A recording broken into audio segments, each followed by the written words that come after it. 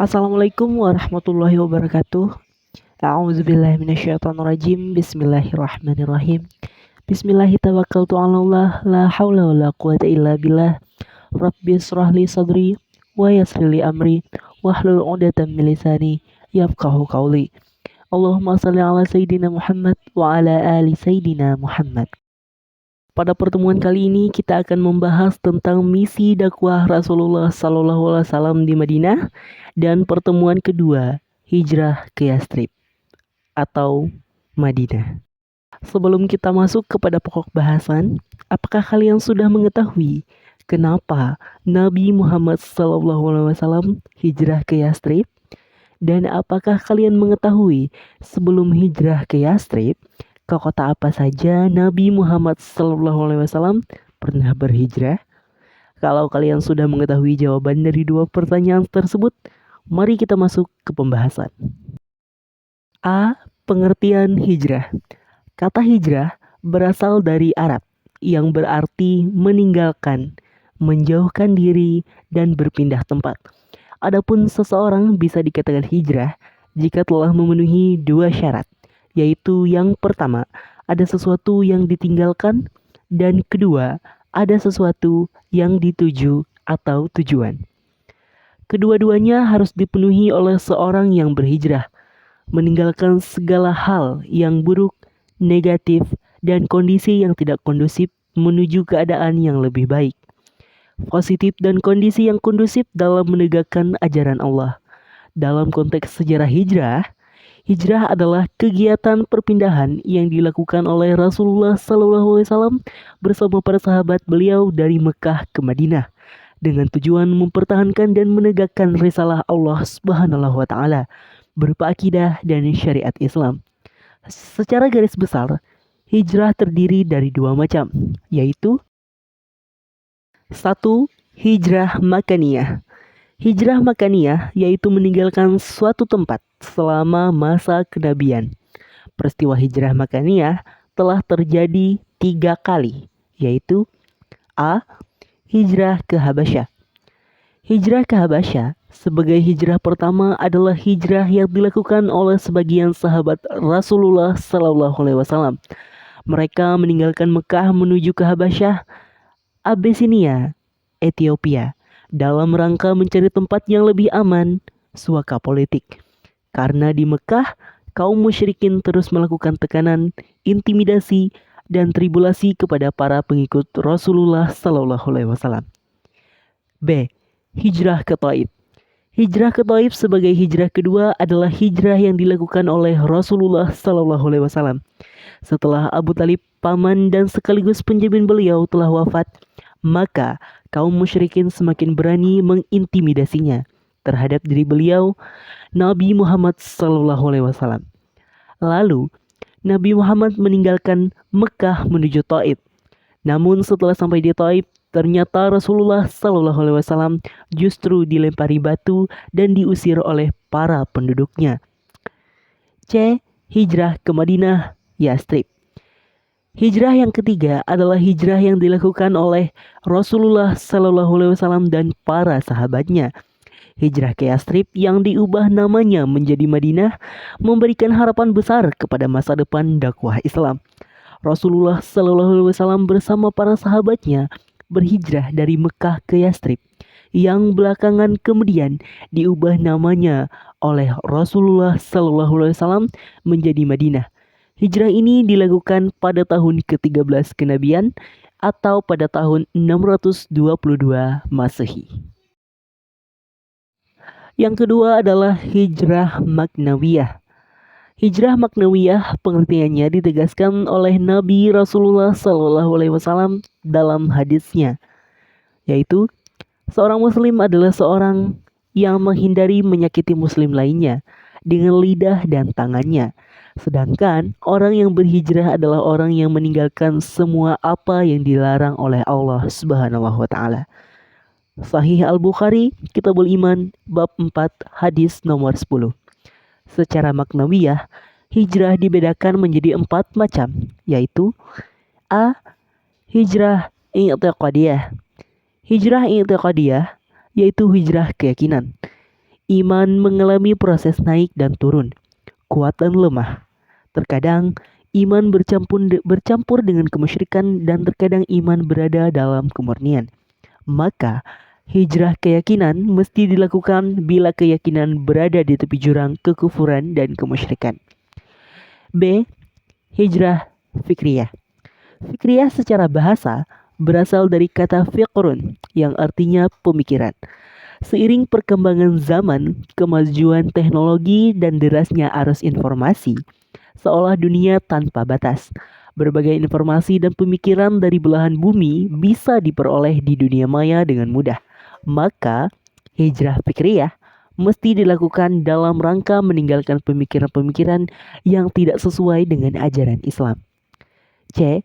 Hijrah syu'uriyah. Syu'uriyah atau cita rasa, kesenangan dan kesukaan. Diri manusia seringkali terpengaruhi oleh kesenangan yang tidak sesuai dengan nilai-nilai Islam.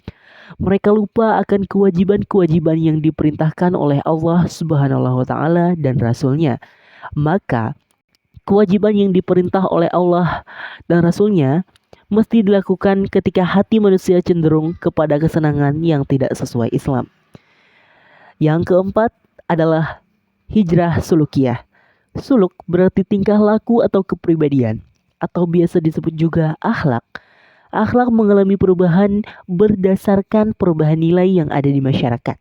Perubahan nilai dapat menggeser akhlakul karimah ke arah akhlakul syai'ah, sehingga tidak aneh jika bermunculan berbagai tindak moral dan asusila di masyarakat.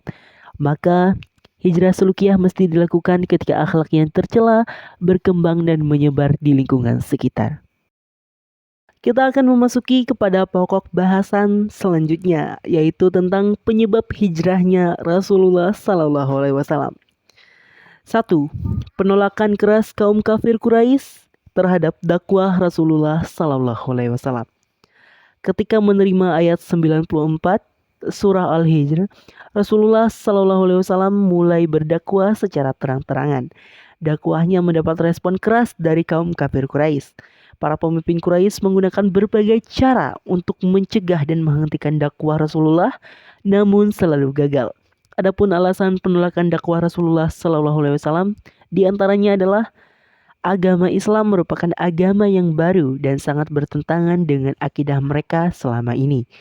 Terganggunya status sosial mereka sebagai kelas bangsawan dan terganggunya bisnis mereka seperti menjual berhala, menjual budak, pelacuran dan penjualan minuman keras, arak atau khamar.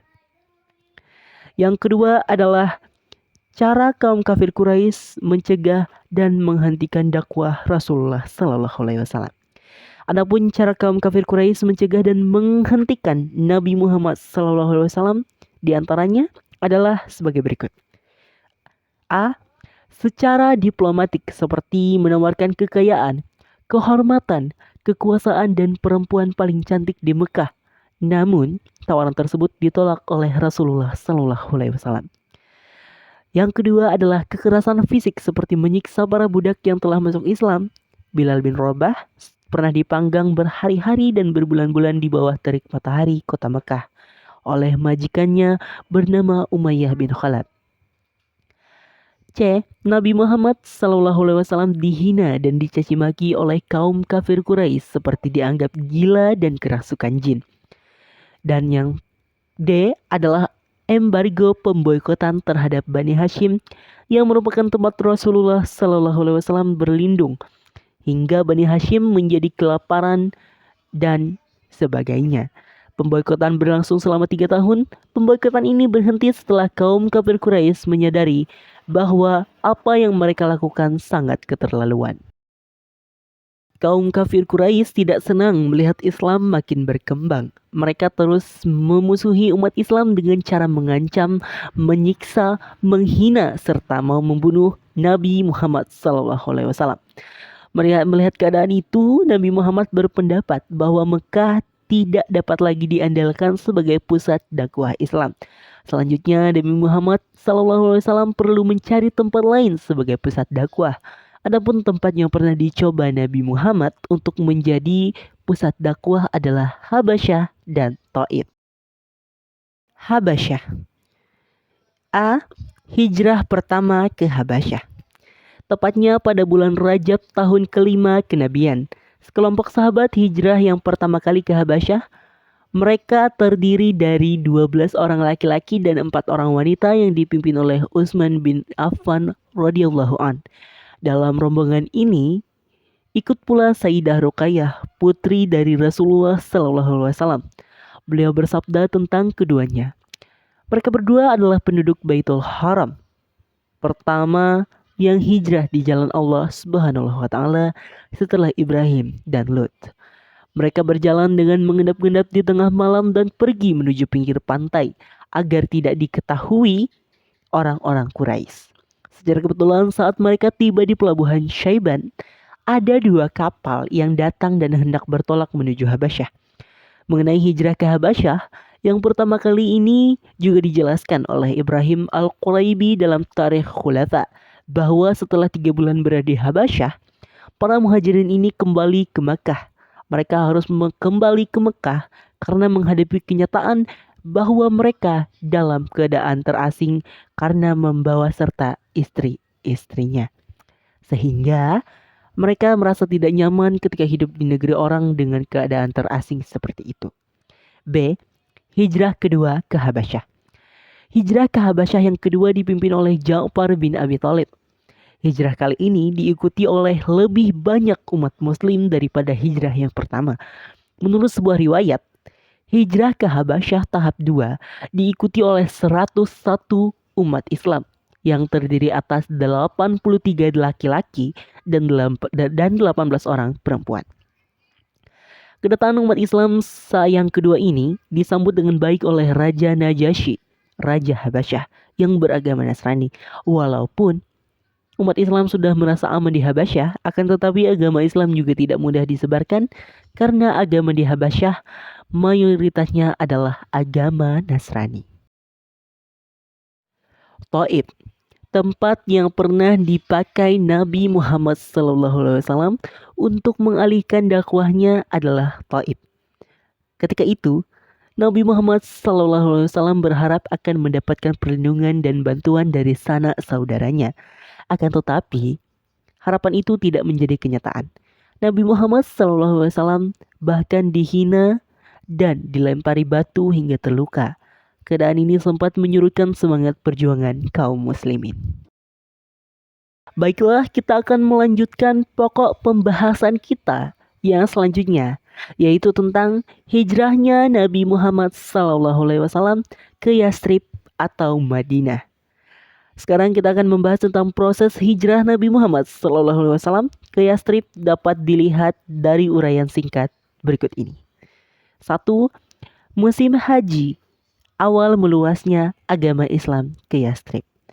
Pertolongan Allah Subhanahu wa taala datang ketika musim haji. Nabi Muhammad SAW bertemu 6 orang pemuda yang datang dari Yathrib, kemudian menceritakan penderitaan dan siksaan yang dialami kaum muslim ini yang dilakukan oleh orang-orang kafir Quraisy. Selain itu, Nabi Muhammad SAW juga menyampaikan dasar-dasar akidah Islam kepada mereka. Rupanya, mereka menyebut baik apa yang disampaikan Nabi Muhammad SAW. Bahkan, mereka siap melindungi Nabi Muhammad SAW dan para pengikutnya seandainya pindah ke Yathrib. Berita adanya seorang nabi yang membawa agama Islam segera tersebar di kota Yathrib setelah kepulangan 6 pemuda tersebut. Sebagian orang Yahudi bersukacita menyambut berita itu. Mereka sedang menanti kedatangan nabi terakhir seperti yang diberitakan dalam kitab suci mereka. Setiap orang Yathrib yang datang ke Mekah pada musim haji menyatakan keimanan dan keislamannya. Pada tahun ke-12 kenabian atau 621 Masehi, Nabi Muhammad SAW menemui rombongan haji dari Yathrib yang berjumlah 12 orang. Pertemuan itu terjadi di Bukit Aqabah di kota Mekah. Pertemuan itu menghasilkan kesepakatan yang disebut Perjanjian Aqabah, yang berisi pernyataan 12 orang tersebut bahwa mereka akan setia kepada Nabi Muhammad SAW, rela berkorban harta dan jiwa, tidak menyekutukan Allah Subhanahu wa taala, tidak membunuh dan berdusta, serta bersedia membantu menyebarkan ajaran Islam. Karena keislaman 12 orang Yasrib tersebut masih baru, Nabi Muhammad SAW mengutus seorang sahabat bernama Mus'ab bin Umair untuk membantu menyebarkan Islam di kota Yasrib. Adapun Nabi Muhammad SAW sendiri masih tinggal di Mekah untuk melanjutkan dakwahnya kepada kaum kafir Quraisy sambil menunggu petunjuk dari Allah Subhanahu wa taala. Pada tahun 622 Masehi atau tahun ke-13 kenabian, sebanyak 73 jamaah asal Yasrib datang ke kota Mekah untuk melaksanakan ibadah haji. Mereka membawa berita bahwa orang-orang Yasrib memohon agar Rasulullah SAW bersedia memberi penerangan tentang agama Islam. Kemudian, mereka menyepakati perjanjian Aqabah kedua untuk menjamin keselamatan dan kelanjutan dakwah Rasulullah SAW. Dengan penuh pertimbangan dan didukung berbagai faktor, di antaranya Yasrib adalah tempat yang paling dekat. Penduduk Yasrib dikenal memiliki kelembutan budi pekerti dan sifat yang baik. Neneknya berasal dari Yasrib serta ayahnya dimakamkan di sana. Maka akhirnya Nabi Muhammad SAW hijrah ke Yasrib. 2. Reaksi kafir Quraisy mendengar meluasnya agama Islam ke Yasrib. Ketika kafir Quraisy mengetahui adanya perjanjian antara Nabi dan orang-orang Yasrib, mereka semakin keras menyiksa umat Islam. Hal ini membuat Nabi segera memerintahkan umat Islam untuk hijrah ke Yasrib. Dalam waktu 2 bulan, hampir semua umat Islam, kurang lebih 150 orang, telah meninggalkan kota Mekah. Hanya Ali dan Abu Bakar tetap tinggal di Mekah bersama Nabi Muhammad SAW. Ketika kafir Quraisy mengetahui adanya perjanjian antara Nabi Muhammad dan orang-orang Yasrib, selain itu mereka merasa bahwa hijrah ke Madinah membuat umat Islam semakin bertambah banyak dan berkembang di tempat hijrahnya, dan setiap waktu menjadi ancaman serius bagi mereka jika nantinya Nabi Muhammad SAW mempunyai banyak pendukung dari Yasrib dan membalas perlakuan yang telah mereka lakukan kepada Nabi Muhammad SAW dan kaum muslimin. Karena itu, mereka memutuskan sikap terhadap Nabi Muhammad SAW yang masih berdiam di Mekah dengan memilih satu di antara 3 cara, yaitu membiarkan Nabi Muhammad hijrah ke Yasrib dengan sendirinya, memenjarakan Nabi Muhammad, dan yang ketiga membunuh Nabi Muhammad SAW. Ketiga, rencana membunuh Nabi Muhammad SAW oleh kaum kafir Quraisy. Setelah orang-orang kafir Quraisy mengetahui bahwa para sahabat Nabi Muhammad SAW hijrah dan mendapat sambutan yang baik dari penduduk Madinah, mereka makin membenci Rasulullah SAW.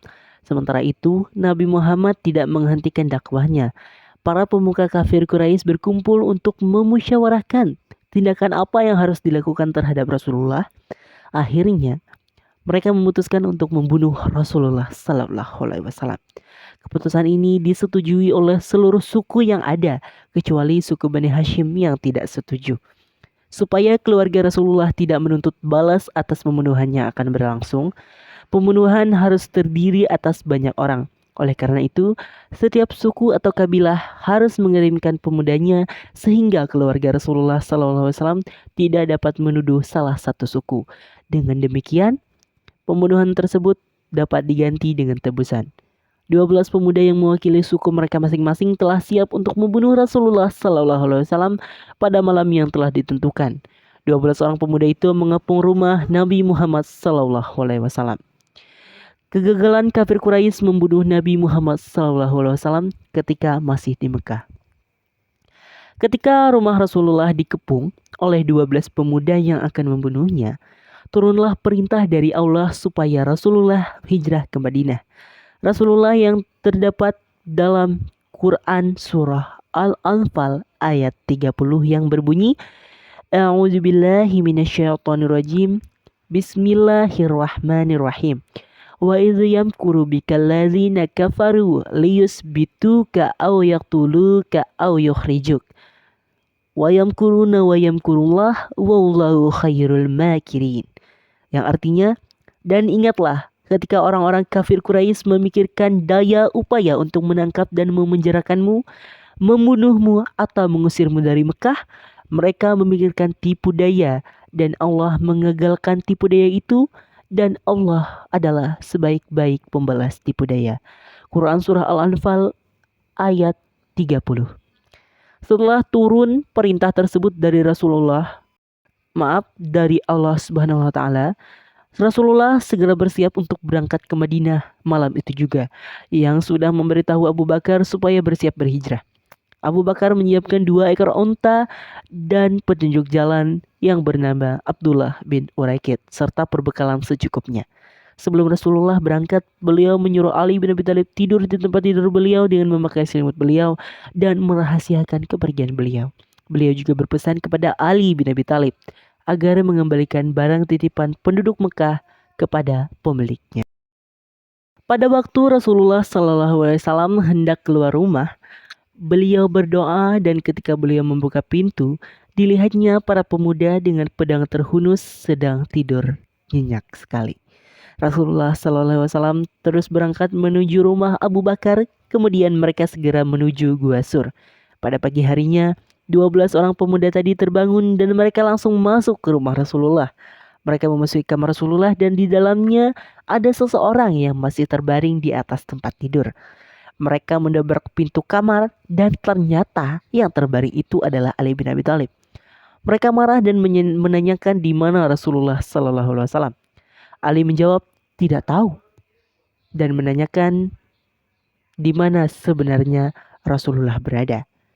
Ali menjawab tidak tahu dan mereka memaksa kepadanya untuk menjelaskan di mana sebenarnya Rasulullah berada. Mereka mengancam dan menyiksa Ali, tetapi Ali tidak mau memberitahukannya. Yang kelima, Rasulullah SAW dan Abu Bakar bersembunyi di Gua Sur. Dalam perjalanannya, Rasulullah SAW dan Abu Bakar bersembunyi di Gua Sur selama 3 hari 3 malam untuk beristirahat dan menghindari pengejaran kaum kafir Quraisy yang ingin membunuhnya. Hingga akhirnya 12 orang pemuda sampai di mulut Gua Sur. Rombongan pemuda Quraisy melihat sepasang burung merpati yang sedang bertelur dan sarang laba-laba yang telah menutupi gua. Para pemuda berpikir bahwa mustahil di dalam gua ada orang. Jika ada orang yang sudah masuk gua, pasti burung itu sudah terbang dan tidak mungkin sarang laba-laba masih utuh. Mereka segera meninggalkan gua itu dan terus pulang ke Mekah dengan kecewa. Ketika Abu Bakar mendengar suara pemuda Quraisy sedang berada di mulut gua, beliau menangis mengkhawatirkan keselamatan Rasulullah SAW. Kemudian Rasulullah berusaha untuk menambahkan hati Abu Bakar seraya berkata, "Jangan engkau bersedih, sesungguhnya Allah bersama kita." Yang kejadian ini dituangkan dalam Al-Quran Surah At-Taubah ayat 40 yang berbunyi, A'udzubillahiminasyaitonirrajim, Bismillahirrahmanirrahim. Illa tansuruhu faqad nasarahullahu iz akhrajahu allazina kafaru saniyasnain iz huma fil ghari iz yaqulu li sahibihi la tahzan innallaha ma'ana fa anzalallahu sakinatahu alaihi wa ayyadahu bijunudil lam tarawha wa ja'ala kalimatal nakafarus sufla wa kalimatullahi hiyal ulya wallahu azizun hakim. Yang artinya, jika kamu tidak menolongnya, Muhammad, sesungguhnya Allah telah menolongnya, yaitu ketika orang-orang kafir mengusirnya dari Mekah, sedang dia salah seorang dari 2 orang ketika keduanya berada dalam gua. Ketika itu dia berkata kepada sahabatnya, "Jangan engkau bersedih, sesungguhnya Allah bersama kita." Maka Allah menurunkan ketenangan kepadanya, Muhammad, dan membantu dengan bala tentara, malaikat-malaikat yang tidak terlihat olehmu.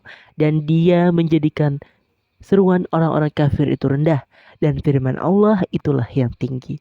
Allah Maha Perkasa, Maha Bijaksana. Quran Surah At-Taubah ayat 40. Rasulullah SAW bersama Abu Bakar berada di Gua Sur selama 3 hari 3 malam. Selama itu, Abu Bakar menyuruh anaknya Abdullah untuk mengembala kambing di dekat gua supaya Rasulullah dan Abu Bakar dapat minum susunya dan dapat mendengarkan berita tentang kafir Quraisy. Sedangkan Asma binti Abu Bakar ditugasi untuk mengantarkan makanan dan keperluan lainnya. Setelah 3 hari 3 malam Rasulullah Shallallahu Alaihi Wasallam dalam persembunyian, orang-orang kafir Quraisy kelihatan sudah putus asa mencarinya. Oleh karena itu, beliau beserta Abu Bakar keluar dari gua dan melanjutkan perjalanannya ke Madinah dengan ditemani oleh Abdullah bin Uraikid sebagai petunjuk jalan. Yang keenam adalah kegagalan kafir Quraisy membunuh Rasulullah Shallallahu Alaihi Wasallam yang kedua. Upaya kaum kafir Quraisy untuk membunuh Rasulullah Sallallahu Alaihi Wasallam terus dilakukan. Kaum kafir Quraisy mengadakan pertemuan untuk menangkap Rasulullah Sallallahu Alaihi Wasallam dan membawa ke hadapan mereka. Lalu mereka sepakat mengadakan sayembara bahwa siapapun yang berhasil menangkap Rasulullah, hidup atau mati, akan diberikan hadiah besar berupa 100 unta merah dan 100 kuda Arab. Lalu, seorang laki-laki bernama Surakah bin Malik menyatakan kesediaannya, kemudian berangkatlah ia hingga berhasil mengejar jejak perjalanan Rasulullah Sallallahu Alaihi Wasallam. Maka saat Surakah tepat berada di belakang Rasulullah Sallallahu Alaihi Wasallam sambil menghunus pedangnya, tiba-tiba ia dan kudanya terjerembab jatuh tersungkur ke pasir. Sementara itu Rasulullah Sallallahu Alaihi Wasallam pura-pura tidak tahu dan melanjutkan perjalanan. Setelah itu, Surakah bangkit lagi hingga berhasil kembali mendekati Rasulullah lagi. Surakah menyiapkan anak panahnya, tetapi lagi-lagi ia dan kudanya terjerembab jatuh tersungkur ke pasir. Masih juga penasaran setelah berhasil membebaskan kudanya, ia mengejar lagi dan lagi. Tetapi untuk ketiga kalinya, ia dan kudanya terjelembab lagi, terjatuh lagi. Saudarlah Surakah bahwa orang yang dikejarnya bukanlah orang yang sembarangan. Setelah berhasil bangkit membebaskan kudanya dan tidak lagi untuk menangkap Rasulullah, Surakah berhasil mendekati rombongan beliau dan memanggilnya. Setelah berhadapan dengan Rasulullah, Surakah meminta maaf dan memohon ampun untuk tidak diapa-apakan. Ia juga menawarkan untuk memberikan perbekalan yang dibawanya. Rasulullah memaafkannya tetapi menolak untuk menerima pemberiannya. Hanya saja beliau meminta untuk merahasiakan pertemuannya itu, kemudian Surakah kembali ke Mekah dengan perasaan takut dan kecewa. Rasulullah Shallallahu Alaihi Wasallam membangun Masjid Quba. Setelah menempuh perjalanan 3 hari, Rasulullah dan Abu Bakar sampai di Quba, sebuah desa yang terletak 2 mil di selatan Madinah. Rasulullah tinggal di Quba selama 4 hari dan kembali bertemu dengan Sayyidina Ali bin Abi Thalib yang menyusulnya. Selama 4 hari di Quba, Rasulullah membangun masjid dan merupakan masjid pertama dalam sejarah Islam. Beliau tinggal di Quba selama 4 hari. Di sini pula Rasulullah menerima keislaman Salman Al-Farisi, seorang pemeluk agama Kristen yang berasal dari Persia. Pada Jumat pagi, Rasulullah dan para sahabat berangkat dari Quba melanjutkan perjalanan menuju ke Madinah. Ketika sampai di perkampungan Bani Salim bin Auf, waktu sholat Jumat tiba, Rasulullah dan para sahabat mendirikan sholat Jumat di sana. Dan dalam sejarah Islam, menjadi sholat Jumat dan khutbah yang pertama dalam Islam. Rasulullah Shallallahu Alaihi Wasallam tiba di Yastrib atau tiba di Madinah. Sebelumnya, Rasulullah ditemui oleh Zubair bin Awam ketika itu berusia 21 tahun yang membawakan jubah putih agar digerakkan Nabi saat memasuki kota Yastrib. Perjalanan hijrah Nabi berlangsung selama 14 hari. Meski biasanya sudah bisa sampai dalam waktu perjalanan 10 hari, disebabkan Rasulullah bertahan di Gua Hira di Gua Sur selama 3 hari. Para penduduk Madinah selalu menunggu kedatangan Rasulullah di sebuah tempat bernama Harrah, di sebuah perbukitan batu hitam yang memungkinkan bisa melihat rombongan Rasulullah dari kejauhan. Tepat pada hari Senin, 16 Rabiul Awal atau bertepatan dengan tanggal 20 September 622 Masehi, disambut sukacita oleh segenap penduduk Yastrib dengan sambutan tabuhan gendang rebana disertai syair yang berbunyi. Saya akan menyairkan sedikit. Bismillahirrahmanirrahim. Tala'al badru alaina min syaniyatil wada wajaba syukru alaina mada'a lillahi da. telah terbit purnama kepada kita dari lembah Wada. Wajiblah kita bersyukur atasnya ketika seseorang penyeru mengajak kepada Allah. Saat Rasulullah Shallallahu Alaihi Wasallam memasuki kota Yastrib, kedatangan Rasulullah di Yastrib diperebutkan oleh penduduk kaum muslimin. Mereka berebut menarik tali kekang unta beliau untuk mengajak Rasulullah bertempat tinggal di rumah mereka. Namun Rasulullah Shallallahu Alaihi Wasallam meminta biarlah untanya sendiri yang menentukan di mana beliau bertempat tinggal. Unta yang ditunggangi oleh Rasulullah akhirnya berhenti di pekarangan rumah Abu Ayyub Al-Ansori. Di sanalah Rasulullah memulai bertempat tinggal beberapa bulan. Sebelum akhirnya beliau membangun Masjid Nabawi dan beberapa kamar untuk beliau tinggali di atas sebuah tanah yang dibeli dari kakak beradik yatim piatu di Yastrib tersebut. Kaum muslimin yang datang dari Mekah bersama dengan rombongan Rasulullah disebut muhajirin, sedangkan kaum muslimin Yastrib yang menolong, membantu dan mempersilahkan kaum muslimin Mekah atau muhajirin untuk tinggal di Yastrib disebut kaum Ansar. Tidak lama kemudian, Rasulullah mengubah nama Yastrib menjadi nama baru, yaitu Madinah Al-Munawwarah, yang artinya kota baru yang bersinar. Kemudian, pada masa Khalifah Umar bin Khattab menjadikan peristiwa hijrah pada tahun 622 Hijriah atau bertepatan dengan 622 Masehi 20 September, inilah yang dijadikan sebagai momentum awal tahun baru Islam 1 Hijriah dalam penanggalan umat Islam hingga hari ini. Rasulullah Shallallahu Alaihi Wasallam memilih kota Yastrib untuk tempat berhijrah Nabi dan kaum muslimin karena beberapa faktor yang mendorong Rasulullah memilih sebagai tempat hijrah umat Islam. Faktor-faktornya antara lain: 1. Ancaman siksaan yang dialami kaum muslimin di Mekah oleh kafir Quraisy. 2. Yastrib adalah tempat yang paling dekat. 3. Sebelum diangkat menjadi nabi dan rasul, beliau telah mempunyai hubungan baik dengan penduduk kota tersebut. Hubungan itu berupa ikatan persaudaraan karena kakek Rasulullah, Abdul Muthalib, beristrikan orang Yastrib. Di samping itu ayahnya dimakamkan di sana. 4. Penduduk Yastrib sudah kenal atau dikenal Rasulullah Sallallahu Alaihi Wasallam karena kelembutan budi pekerti dan sifat-sifatnya yang baik. Dan yang terakhir adalah bagi Rasulullah hijrah merupakan keharusan karena perintah Allah Subhanahu wa taala. Setelah selesai tentang membahas faktor-faktor dari hijrahnya Nabi Muhammad ke Yastrib, maka berakhir juga pembahasan kita pada kali ini. Saya memohon maaf jika dalam penyampaian saya terdapat kesalahan perkataan dan perilaku yang tidak sesuai dengan nilai-nilai dan moral-moral agama. Saya meminta maaf jika dalam penyampaian terdapat kesalahan kata dan kesalahan-kesalahan lainnya. Mungkin itu saja dari saya kali ini. Sekian. Wassalamualaikum warahmatullahi wabarakatuh.